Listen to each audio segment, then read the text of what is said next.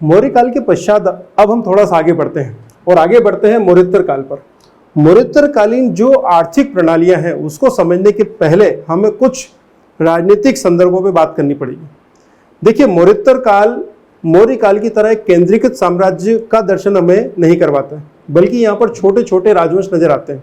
जैसे कि मौर्य राजवंश समाप्त हुआ तो वहाँ पर शुंग वंश आया, शुंग वंश के बाद कर्ण वंश आया, कर्ण वंश के पश्चात हम आंध्र सातवाहन वंश का प्रभाव देखते हैं। मगध क्षेत्र में भी हमें छोटे छोटे क्षेत्रीय राज नजर आते हैं।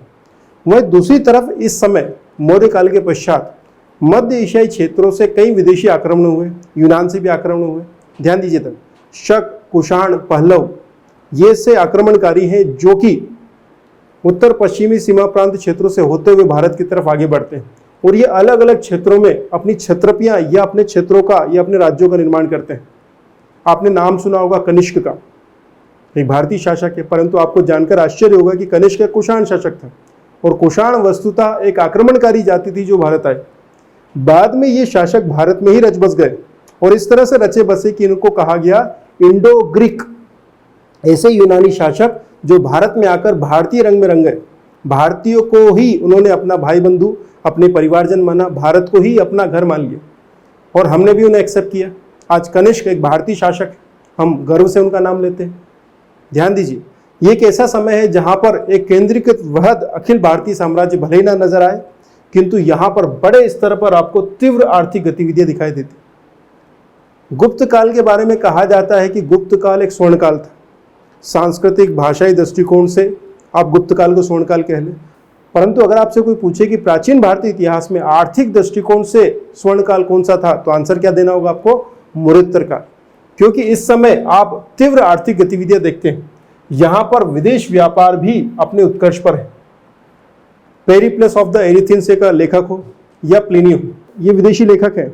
ध्यान रखें, प्लिनी अपनी पुस्तक नेचुरल हिस्टोरिका में कहता है कि भारत तथा रोम के मध्य व्यापारिक संबंध है और इस संबंध में भारतीयों को बहुत ज्यादा फायदा और रोम को काफी नुकसान है। यहाँ पे प्लिनी आंसू बहाते नजर आता है। उसी तरह से पेरिप्लस ऑफ द एरिथ्रेंसी का लेखक, जो कि एक अज्ञात नाविक है, उसका नाम हमें नहीं पता है, वह कहता है कि भारत तथा रोम के मध्य, यूनान के मध्य व्यापारिक संपर्क है और भारतीयों के कई ऐसे क्षेत्रों का उल्लेख करता है, भारत में स्थित कई ऐसे क्षेत्रों का उल्लेख करता है जहां पर आर्थिक गतिविधियों के लिए विदेशी आकर रुकते थे। वह रोमन बस्तियों का भी उल्लेख करता है, वो कई बंदरगाहों का भी उल्लेख करता है।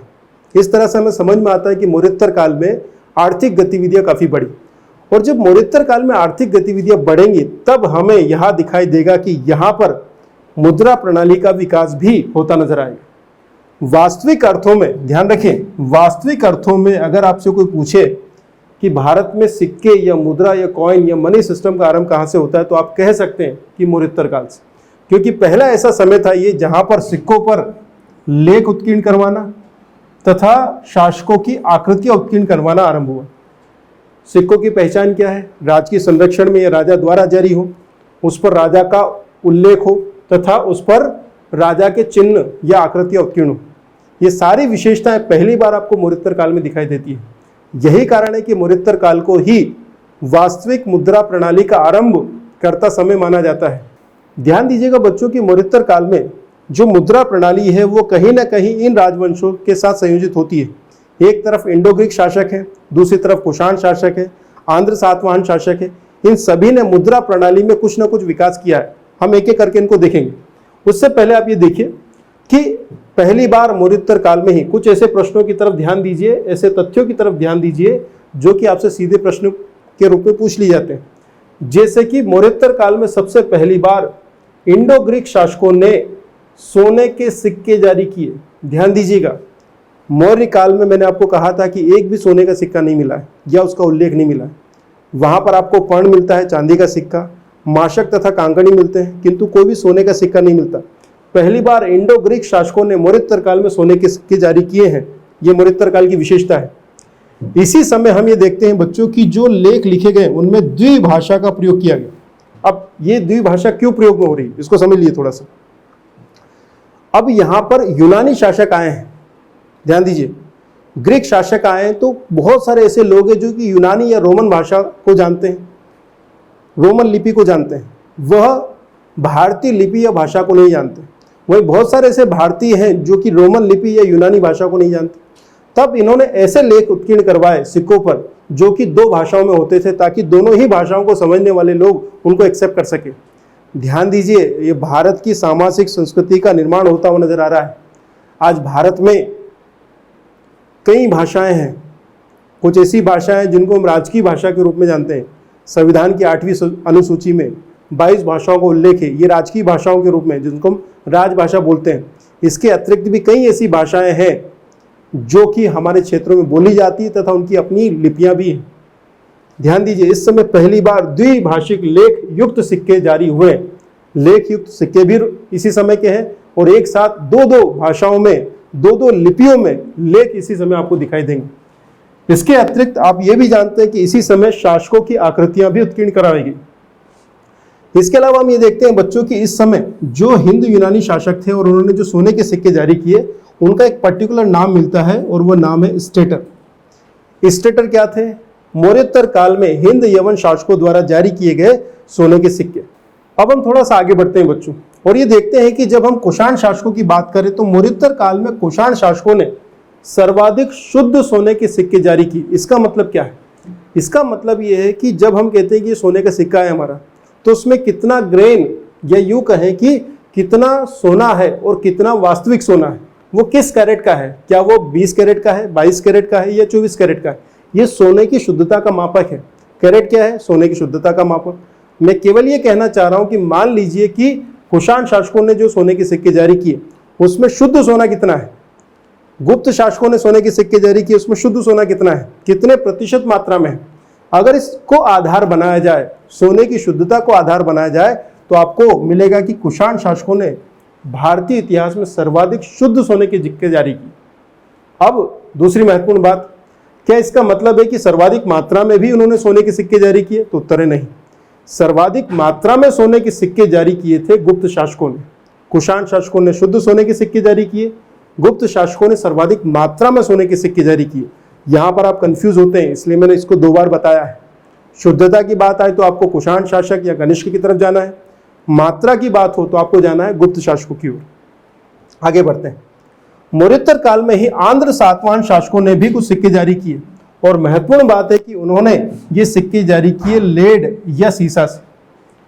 आप ध्यान रखें, ये लेड या सीसा के सिक्के जारी करने वाले सातवाहन शासक प्राचीन भारतीय इतिहास में या भारतीय इतिहास में यूनिक है। यही कारण है कि आपसे सीधा प्रश्न पूछा जाता है कि लेड या सीसा के सिक्के किसने जारी किए? आंसर क्या करना है आपको? आंध्र सातवाहन शासकों द्वारा। अब मौर्योत्तरकालीन सोने के सिक्कों पर जब हमने चर्चा की तो आइए इनके नामों पर भी चर्चा कर लेते हैं। अगर आपसे कोई पूछे कि वह कौन सा ऐसा समय था जब सोने के सिक्के जारी हुए, तो आपको आंसर क्या करना है? मौर्योत्तर काल। अब मौर्योत्तर काल में सोने के सिक्कों को क्या कहा जाता था? तब उनको कहा जाता था निष्क व स्वर्ण। ध्यान रखें, यह नाम पुराने हैं परंतु वास्तविक सिक्के सोने के जिसमें आकृति भी है और नाम भी उत्कीर्ण है या लेख भी उत्कीर्ण है, वो कौन से हैं? निष्क तथा स्वर्ण। इसी तरह से मौर्योत्तर काल में आपको चांदी का सिक्का मिलेगा शतमान, वही तांबे का सिक्का क्या मिलेगा? कांकनी। इस तरह से मौर्योत्तर काल भारत में मुद्रा प्रणाली के विकास में काफी महत्वपूर्ण योगदान देता है बच्चों। मौर्योत्तर काल के बाद जब हम बढ़ते हैं गुप्त काल की ओर, तो हमें उस समय की परिस्थितियों को समझना पड़ता है, क्योंकि उस समय की परिस्थितियों ने गुप्तकालीन मुद्रा प्रणाली को काफी अधिक प्रभावित किया। जैसे आप सभी जानते हैं कि ये जो समय है गुप्त काल, यह आर्थिक गतिविधियों के पतन का दौर है बच्चों। अब ये पतन क्यों हुआ? इसके पीछे सबसे पहला कारण है सामंती प्रवृत्तियों का विकसित होना। मौर्योत्तर काल में आंध्र सातवाहन शासकों ने जिस भूमि अनुदान प्रणाली को विकसित किया था या प्रारंभ किया था, वो बाद में एक फ्यूडलिस्टिक सिस्टम को जन्म देती है जो कि बंद अर्थव्यवस्था का कारण बनता है। एक तरफ से भारतीय आंतरिक मामलों में बंद अर्थव्यवस्था है, वहीं दूसरी तरफ हम देखते हैं कि पश्चिमी रोमन साम्राज्य का भी पतन इसी दौरान हो जाता है, यानी कि अंतर्राष्ट्रीय व्यापार में भी गिरावट आती है। अब ये जो आर्थिक पतन का दौर है, इस संदर्भ में हमें एक चीनी यात्री फाहियान का उल्लेख करना आवश्यक है। फाहियान काफी महत्वपूर्ण है, आपसे कई बार पूछा जाता है। चीनी यात्री फाहियान किस समय आया था? तो आंसर देना है आपको गुप्त काल में। गुप्त काल में एक चीनी यात्री फाहियान आता है तथा अपने यात्रा वृत्तांत में वह लिखता है कि मध्य देश के जो लोग हैं वो आपसी खरीद बिक्री हेतु या यूं कहें कि विनिमय के माध्यम के रूप में कौड़ियों का प्रयोग करते हैं। अब सिक्कों की जगह जब कौड़ियों का प्रयोग हो रहा है, इसका मतलब है कि मुद्रा प्रणाली में पतन का दौर है। इस तरह से बच्चों, जब मुद्रा प्रणाली में पतन का दौर है या आर्थिक गतिविधियां काफी निम्न अवस्था की तरफ जा रही हैं, तब हमें देखना पड़ेगा कि गुप्तकालीन जो मुद्रा है वो किस तरह की और मुद्रा प्रणाली किस तरह कार्य कर रही है। सबसे पहली बात जो आपको समझना है कि जो गुप्तकालीन सिक्के हैं, या यूं कहें कि गुप्तकालीन जो मुद्रा प्रणाली है वह कहीं ना कहीं कुषाण शासकों के मुद्रा प्रणाली से प्रेरित है। और ये बहुत तार्किक भी है, क्योंकि पूर्व में जो मुद्रा प्रणाली है, जो सिक्के प्रचलन में, उनको विकसित करना आसान है। तो जब आपसे कोई पूछे कि गुप्तकालीन सिक्के किन शासकों की नकल है या किन से प्रेरित है, तो आंसर क्या करना है आपको? कुषाण शासकों की। इसके अलावा हम यह भी देखते हैं कि इस समय जो सिक्के मिले हैं हमें, वह सिक्के एक तरफ सोने के सिक्के हैं, दूसरी तरफ चांदी के सिक्के हैं। सोने के सिक्के गुप्त काल में कहे जाते थे दिनार। ये प्रश्न पूछा गया है, गुप्तकालीन सोने के सिक्कों को क्या कहा जाता था? आंसर देना है आपको, दिनार। उसी तरह से गुप्त काल में जो चांदी के सिक्के होते थे उन्हें रूपक या रुपया कहा जाता था। ध्यान रखें, गुप्तकालीन चांदी का सिक्का क्या है? रुपया या रूपक। अब अलग अलग शासकों ने अपने सिक्कों पर अलग अलग आकृतियां उत्कीर्ण करवाई। आप सभी जानते हैं कि मौर्योत्तर काल में सिक्कों पर आकृतियां, या कहें कि शासकों की आकृतियां उत्कीर्ण करवाने की परंपरा थी। इन सब में एक महत्वपूर्ण शासक है समुद्रगुप्त। गुप्तकालीन शासक है समुद्रगुप्त, जिसने अपनी सिक्कों पर स्वयं को वीणा बजाते हुए दिखाया है। प्रश्न पूछा गया है कि वीणा बजाते हुए किस शासक ने स्वयं को उत्कीर्ण करवाया है? आंसर क्या है? समुद्रगुप्त। इसके अलावा एक अन्य महत्वपूर्ण तथ्य है जो कि आपको ध्यान रखना चाहिए कि गुप्तकालीन सिक्कों का जो एक बड़ा ढेर है वो आपको कहां से मिला है? राजस्थान के बयाना से। ये कुछ ऐसे तथ्य हैं बच्चों जो कि आपको ध्यान रखना चाहिए। ध्यान रखिए, मौर्योत्तरकालीन मुद्रा प्रणाली में अब पतन का दौर है।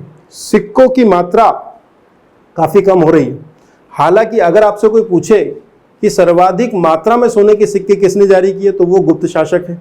परंतु इनमें शुद्धता का जो मापदंड है वो धीरे धीरे कम होता जाता है। चंद्रगुप्त द्वितीय से लेकर जब हम आगे के शासकों की तरफ बढ़ते हैं, कुमारगुप्त या अन्य पर, तो अब हम देखते हैं कि इन सोने के सिक्कों में सोने की मात्रा कम होती नजर आती है, जो कहीं ना कहीं शासकों की कमजोर होती हुई आर्थिक स्थिति को दर्शाती है। तो कुल मिलाकर गुप्त काल एक ऐसा दौर है जहां पर मुद्रा प्रणाली में पतन के चिन्ह है, बावजूद यहां पर एक सुव्यवस्थित मुद्रा प्रणाली हमें दिखाई देती है। गुप्त काल के पश्चात अब हम आगे बढ़ते हैं गुप्तोत्तर काल की तरफ। अब देखिए, गुप्तोत्तर काल की जो मुद्रा प्रणाली है वह भी तत्कालीन परिस्थितियों से प्रेरित है। जो सामंती प्रवृत्तियां मौर्योत्तर काल में आरंभ हुई, गुप्त काल में मजबूत हुई, वो और भी मजबूत हो रही है, जिससे बंद अर्थव्यवस्था और ज्यादा विकसित हो रही है। अंतर्राष्ट्रीय स्तर पर व्यापारिक संबंध कमजोर हो रहे हैं। यानी कि कुल मिलाकर यह जो दौर है, यह एक और जहां राजनीतिक विकेंद्रीकरण का दौर है, वहीं दूसरी तरफ यह जो दौर है यहाँ पर सामंती प्रवृत्तियां हैं, अर्थव्यवस्था में पतन के चिन्ह है। यह प्रवृत्तियां इस समय की हैं। परंतु इसी दौर में आपको हर्षवर्धन जैसे कुछ शासक नजर आते हैं जो कि एक मजबूत राजनीतिक व्यवस्था को बनाने का प्रयास करते हैं। हर्षवर्धन के संदर्भ में कुछ सिक्कों का उल्लेख होता है, जैसा कि हर्षवर्धन के सिक्के कहां से प्राप्ति के स्थल है? वो है नालंदा तथा सोनीपत। अब जो नालंदा से सिक्का प्राप्त हुआ है, वहां पर हर्षवर्धन की उपाधि मिलती है हमें, श्री हर्ष। ध्यान रखें, नालंदा से जो सिक्का मिला है वहां पर हर्षवर्धन की उपाधि क्या मिली है? श्री हर्ष। उसी तरह से सोनीपत से जो प्राप्त सिक्का है उस पर शिव का वाहन नंदी उत्कीर्ण है, जो हमें बताता है कि हर्षवर्धन जो है वो शिव धर्म की तरफ झुकाव रखता है। जैसा कि हमने देखा बच्चों कि गुप्त काल में एक चीनी यात्री फाइयान आता है और वह कहता है कि कौड़ियों का प्रयोग हो रहा है विनिमय के माध्यम के रूप में, अर्थात सिक्कों की जगह किसका प्रयोग हो रहा है? कौड़ियों की जगह। गुप्तोत्तर काल में भी इन कौड़ियों का प्रचलन है। और वहीं कुछ गुज्जर प्रतिहार अभिलेख हमें दिखाई देते हैं जो ये कहते हुए नजर आते हैं, हमें बताते हैं, स्पष्ट करते हैं कि इस समय काल में कौड़ियां प्रचलन में है और उन कौड़ियों का प्रयोग सिक्कों की तरह हो रहा है। और इन कौड़ियों को वो क्या कह रहे हैं? कपर्दक। क्या कह रहे हैं? कपर्दक।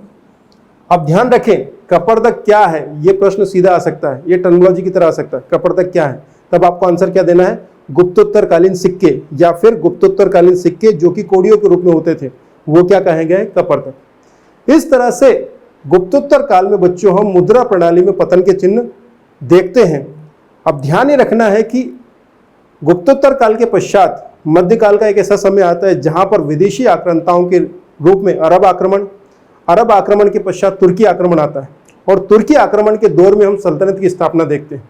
और जैसे ही सल्तनत की स्थापना होती है तो एक तरफ आर्थिक गतिविधियां बढ़ती हैं, नगरीकरण बढ़ता है, और वहीं दूसरी ओर मुद्रा प्रणाली में भी कुछ नवीन परिवर्तन नजर आते हैं।